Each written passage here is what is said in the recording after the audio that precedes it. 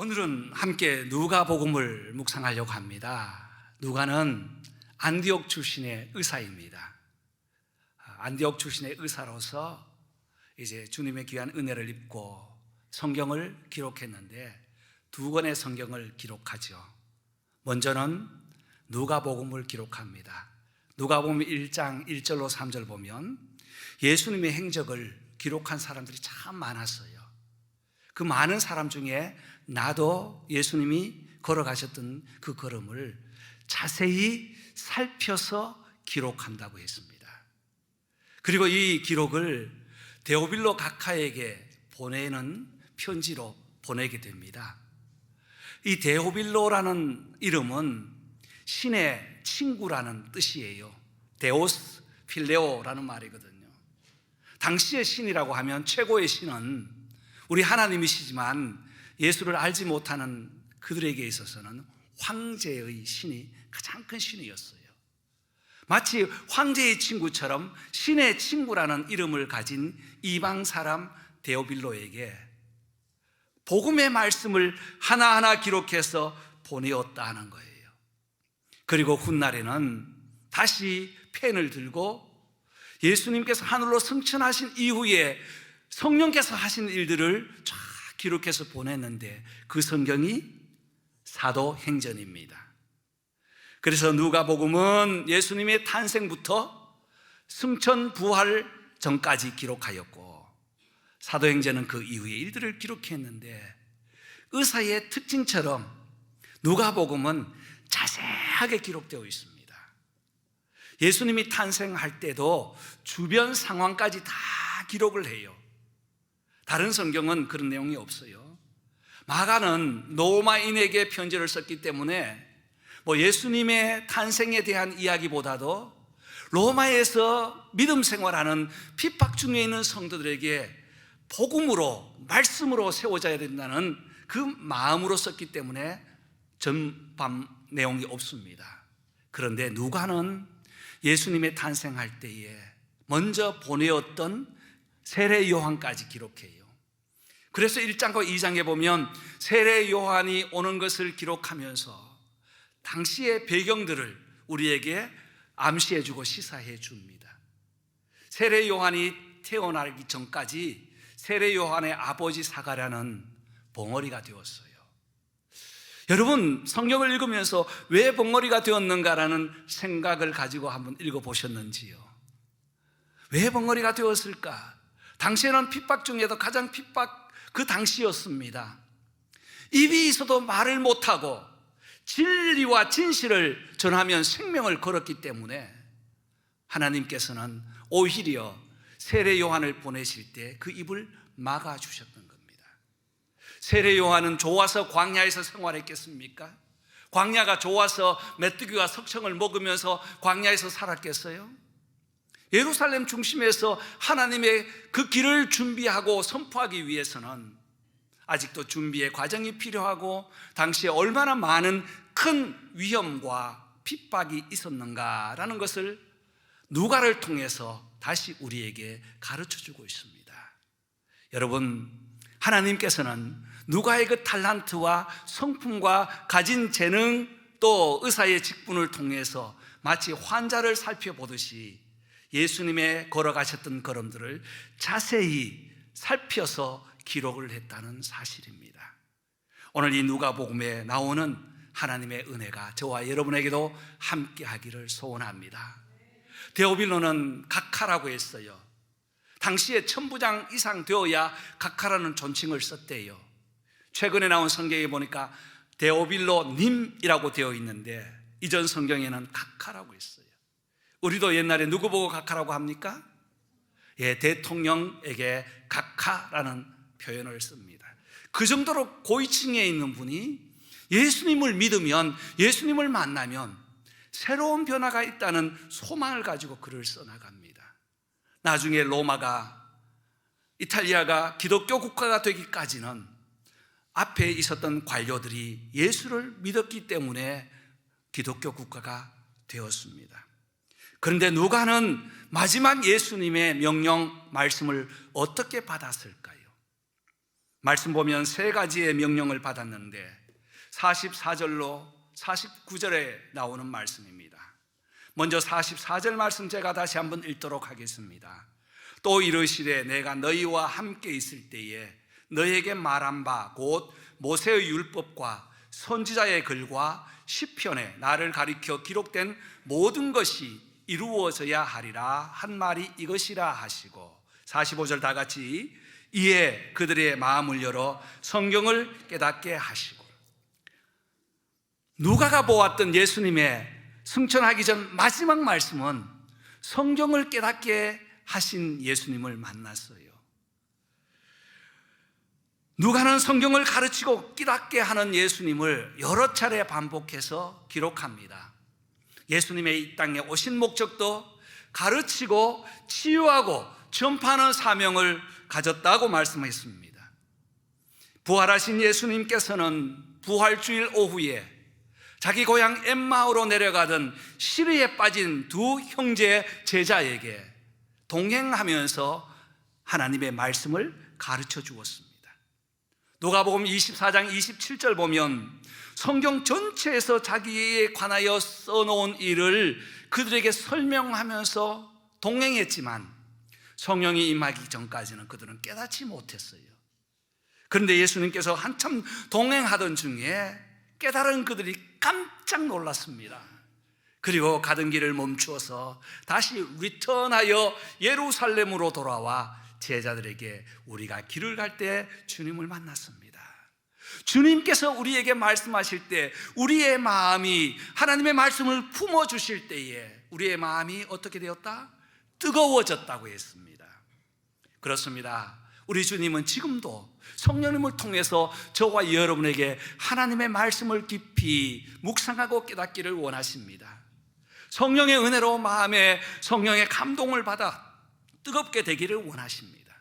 그래서 마지막 다시 부탁한 것은 모세의 율법 토라 5경에 기록된 것과 선지자의 글 12권과 시편에 나오는 모든 예수님의 관한 말씀을 다시 가르칠 때에 마음을 열어 깨닫게 하셨더라고 했습니다.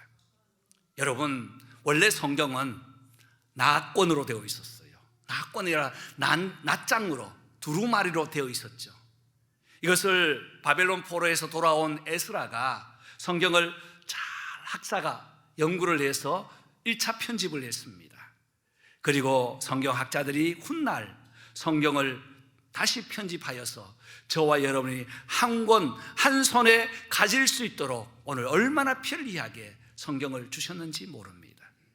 여러분, 만약 우리에게 이러한 인쇄술이 없고 또한 성경을 편집하지 않았다면 오늘 또 우리는 이 말씀을 읽을 때 저 창고에 가서 한 두루마리를 메고 나와서 서기관이 두 사람 서서 펼쳐가지고 읽어 내려와야 했습니다. 그런데 하나님의 말씀을 이렇게 가지고 있다니 얼마나 은혜입니까? 왜 예수님께서 성경을 가르치시고 성경을 깨닫기를 원하셨는가? 성경은 하나님의 역사와 계시가 담겨 있기 때문입니다. 하나님께서는 하나님의 뜻을 우리에게 보내실 때에 선지자들을 통해서는 예언과 환상으로 보여주셨고, 이제 그 말씀을 통해서 하나하나 문서로 남겨서 우리가 말씀을 깨닫도록 해주신 뚜껑을 열어 보이도록 하신 하나님의 뜻이 바로 하나님의 말씀인 것입니다. 하나님의 말씀은 우리에게 약속의 말씀입니다. 끝까지 변치 않는 하나님, 내가 너를 사랑한다는 그 약속의 말씀이 성경에 구구절절히 기록되어 있기 때문에 변함없는 아버지의 그 언약의 말씀을 우리가 들을 수 있는 거예요. 뿐만 아니라 성경은 창세기부터 시작하여서 요한계시록까지 우리를 구원하시고자 하시는 하나님의 마음이 담겨있는 구원의 책입니다. 그러므로 성경은 하나님의 말씀이 될 수 있다가 아니라 성경은 하나님의 말씀임을 믿습니다. 통일교는요, 원리강론의 첫 장에 보면 성경은 하나님의 말씀이 될 수 있다 이렇게 되어 있어요. 함정이 있죠. 그래서 될 수 있기 때문에 아닌 것을 더 강조하고 더 보충하기 위해서 계시를 받은 문선명이가 쓴 원리강론을 배워야 된다고 가르쳐요. 여러분, 성경은 당시의 문화와 배경, 역사적인 모든 문학을 동원해서 성경 말씀을 기록하였지만 2000년이 지난 지금도 적용할 때는 하나님의 말씀은 살았고 운동력이 있기 때문에, 깨닫게 하는 역사가 있기 때문에 오늘 또 말씀을 전할 때 은혜가 되는 줄 믿습니다. 말씀을 들을 때 은혜가 되는 거예요. 그래서 말씀을 전하는 자와 듣는 자가 한 마음으로 하나님의 말씀을 깨달아 가기를 원하시는 주님께서 마지막 말씀을 하셨다는 사실입니다. 저와 여러분이 말씀을 펴서 읽을 때, 묵상할 때, 배울 때에, 전할 때에 하나님의 말씀이 그런가 하여 마음을 열고 말씀을 받는 성도들 되시기를 바랍니다. 그러므로 1주년 우리 설립을, 예배를 하나님께 드리면서 무엇할까? 큰 행사도 좋지만 무엇보다 먼저 하나님의 말씀을 좀 더 가까이, 좀 더 집중하자는 말씀에서 말씀 사경회를 시작하게 되었습니다. 요즘은 온 천지에 열면 말씀이 많습니다. 유튜브 치면 유능한 분들 많이 나와요. 그러나 한자리에 앉아서 그런가 하여 말씀을 배우고 할 때 인격적인 만남이 말씀을 통해서 이루어지기 때문에 사경회를 시작하게 되었습니다. 저와 여러분도 오늘 마지막 주님 명령하시고 부탁하신 것처럼 말씀을 사모하고 말씀을 깨닫는 우리 모든 성도들 되시기를 주님의 이름으로 축복합니다. 두 번째, 누가는 48절 말씀에 너희는 이 모든 일의 증인이라는 말씀을 받습니다. 두 번째는 46절로 48절 말씀까지인데요, 증인되기를 원하시는 주님이에요. 증인은 어떤 사람이 증인됩니까? 들은 사람이 증인됩니까? 아니에요. 보고 정확하게 본 사람이 증인됩니다. 당시에 증인이 될 수 있는 자격이 있었어요. 죄송합니다, 여성분들은 증인이 될 수 없었어요. 그러니까 지금은 증인 될 수 있는 자격을 얻었으니 얼마나 큰 영광입니까? 그죠? 여성뿐 아니라 죄인들도 증인이 되지 않았어요. 세리와 같은 죄인들은 증인이 될 수 없었습니다. 그럼에도 불구하고 예수님이 오심을 우리는 다 증인될 수 있는 은혜를 얻었는데 무엇의 증인입니까? 예수님에 관한 증인이라는 거예요. 이 말씀이 46절, 47절 나와 있어요. 누가복음에는 전체가 예수의 증인으로 가득 차 있습니다. 앞서 말씀드린 것처럼 1, 2장 예수님의 탄생의 배경에도 증인 삼기 위해서 로마의 핍박 중에도 하나님께서 증인 삼기 위해서 한 사람 한 사람을 불러주셨다는 거예요. 그래서 누가복음 3장에 가서 보면 세례 요한에게 세례를 받으러 나오는 예수님의 그 모습이 있습니다. 세례 요한이 뭐라고 하죠? 세례 요한이 내가 선생님께 세례를 받아야 하는데 왜 선생님께서 굳이 나에게 와서 세례를 받으려고 합니까? 나는 선생님의 신발끈 풀고 매기도 감당치 못하겠습니다 라고 고백합니다. 그리고 나는 물로 세례를 베풀지만 내 뒤에 오시는 분은, 그분은 성령과 불로 세례를 베풀 것이요 라고 했어요. 여러분, 여기에서 성령과 불은 무엇입니까? 우리가 찬송가에서 불로 은혜 받기를 원하니까 불 하면 다 은혜만 생각해요. 그 말씀을 차분하게 보고 마태가 증언한 그 증언에 의하면 마태복음 3장 11절에는 그는 성령과 불로 너희에게 세례를 베풀 것이요 라고 하고 나서 12절에 손에 키를 들고 자기 타작마당을 정하게 하사 알고는 모아 곳간에 들이고 쭉종이는 꺼지지 않은 불의 태울이라는 말씀이 이어서 나옵니다. 여러분에게 묻겠습니다. 그러면 이 불은 무엇을 의미할까요? 은혜를 의미할까요? 심판을 의미할까요? 심판을 의미해요. 예수님이 이 땅에 오심으로 이미 세상은 심판을 받고 있고 또한 심판이 이루어진다는 사실입니다.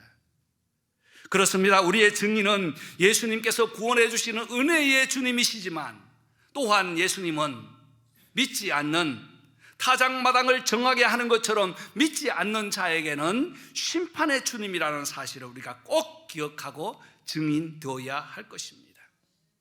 그때 마태복음 3장 15절 이하에 보면 예수님이 자꾸 나오니까 세례 요한이 이제 허락하라, 우리가 이와 같이 모든 의를 이루는 것이 합당하다, 라고 세례 요한의 제자들에게 예수님의 오심을 허락하시고 세례를 주셨어요.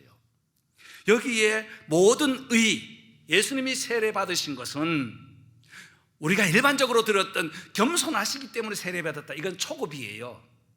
예수님이 세례 받으신 것은 마태복음 3장 15절에 분명히 하나님의 의를 이룬다고 하셨어요. 하나님의 의는 무엇일까요? 겸손을 넘어서 하나님의 바른 하나님의 뜻을 전하는 것인데, 이 의는 우리는 의롭지 못해요. 우리는 다 죄인이어서 의의 반열에 서지도 못해요. 그런데 의를 만드신 주님께서 친히 우리가 받아야 할 죄와 사망의 모든 것을 미리 받으시고, 세례도 미리 받으시고, 우리를 의의 반열에 세우시기 위하여 의로운 예수님께서 먼저 세례를 받으시고 심판을 선포하시고, 이 사실을 믿는 모든 자에게 의를 약속하신 주님이십니다. 여러분, 그러므로 우리는 예수 그리스도의 의로운 증인이 되어야 할 것입니다. 그래서 누가복음에 보면 다른 복음서에 없는 죄인을 찾아가는 예수님의 모습이 많이 나와요. 누가복음 19장에 뽕나무에서, 우리 어릴 때 들었던 뽕나무에서 주님을 만났던 누가 나오죠? 삭개오. 삭개오는 천인 공로할 민족의 배신자입니다. 그런데 왜 예수님께서 이 삭개오의 집에 머물게 되었을까요? 그가 돈이 많아서 그 돈을 좀 빼앗아 가지고 가난한 사람에게 나눠주려고? 아니에요. 영원히 죽었던, 영원히 멸망받는, 영원히 의에 서지 못하는 그에게 찾아가셔서 죄인들과 함께 식탁을 가지면서 친히 죄인의 자리에 서신 거예요. 사람들이 손가락질합니다. 어떻게 스승이, 어떻게 랍비가, 어떻게 메시아라고 하면서 저 죄인의 자리가 있는가? 우리가 받아야 할 모든 죄, 모든 허물 주님께서 친히 받으시기 위하여 그 자리에 가셨다는 사실이 누가복음에만 기록되어 있습니다. 사랑하는 성도 여러분, 저와 여러분도 예수님의 증인 되기를 원합니다. 먼저 우리의 증인은 바로 예수 그리스도를 증거해야 돼요. 또 하나의 증인은 바로 저와 여러분의 증인이라는 거예요. 성령님께서 우리에게 증인 되시지만 성령님께서는 여러분과 저를 통해서 성도 간의 증인으로 삼아주어요. 그렇잖아요. 우리가 믿음 생활하는 사람 보면 우리 스스로가 증인되죠. 아, 그분 믿음 참 좋아, 증인이잖아요. 내가 함께 겪어보니까 좋아, 증인이잖아요. 그래서 이 두 가지의 증인으로 자신의 변화된 모습을 나중에 악한 마귀 사탄이 우리를 정죄할 때에, 신원할 때에 우리 성들이 옆에서 함성으로 오정필 목사는 괜찮아 라고 증인 되기를 간절히 부탁드립니다. 예, 아멘. 여러분에게도 제가 증인 되겠습니다. 왜냐하면 보고 들은 것을 전하는 것이 증인이기 때문이에요. 그렇습니다. 예수의 증인, 성도의 증인되는 성도를 다 되기를 주의 이름으로 축복합니다. 또 하나의 누가가 받았던 마지막 메시지는 49절입니다. 볼지어다 내가 아버지께서 약속하신 것을 너희에게 보내리니 너희는 위로부터 능력으로 입혀질 때까지 이 성에 머물라 하시니라. 예, 아버지께서 너희에게 보낼 것이 무엇이에요? 성령님이에요. 우리는 익히 알고 있습니다. 그래서 사도행전 1장을 쓰면서 지금까지 있었던 일들을 다 기록하고, 앞선 글에는 누가복음이에요. 그리고 다음에 나올 때에 우리 성령님께서 임할 때까지 예루살렘을 떠나지 말고 기다리라고 했어요. 이 약속이 임하면 1장 5절에 요한은 물로 세례를 베풀었지만 너희는 몇 날이 못되어 성령으로 세례를 받으리라. 할렐루야. 여러분, 성령으로 세례를 받으셨습니까? 아멘. 성령으로 세례를 받았다는 말씀에 집중하십시오. 성령 세례가 아니라 성령으로 세례를 받았습니다. 그런데 1장 3절에 보면 이제 누가복음에는 데오빌로 각하라는 말을 썼지만 사도행전 1장 3절에는 데오빌로여라고 했어요. 여기서 무엇을 우리는 생각해 볼 수 있을까요? 데오빌로하고 누가하고 친해졌어요. 바꿔 말하면 데오빌로가 앞선 편지 누가복음을 받아 읽으면서 믿음이 생겼어요. 그래서 세상의 각하보다는 이제는 데오빌로 형제여, 데오빌로 리비여 하는 것이 더 합당할 수도 있어요. 그런데 하나님의 은혜를 받고 보니 몇 날이 못 되어서 성령으로 세례를 받겠다고 했어요. 지금까지는 할례의 의식 같은 물 세례를 받았다면 이제부터는 성령님의 세례를 받는데, 성령님의 이름으로 세례를 받는데, 이것이 바로 성령님의 내주하심이라고 합니다.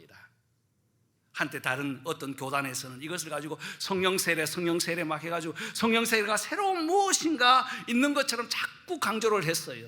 신학적으로 보면 그렇게 아니고, 성령 세례라는 말은 성경 자체에 없는 말이에요. 한글만 만든 말이에요.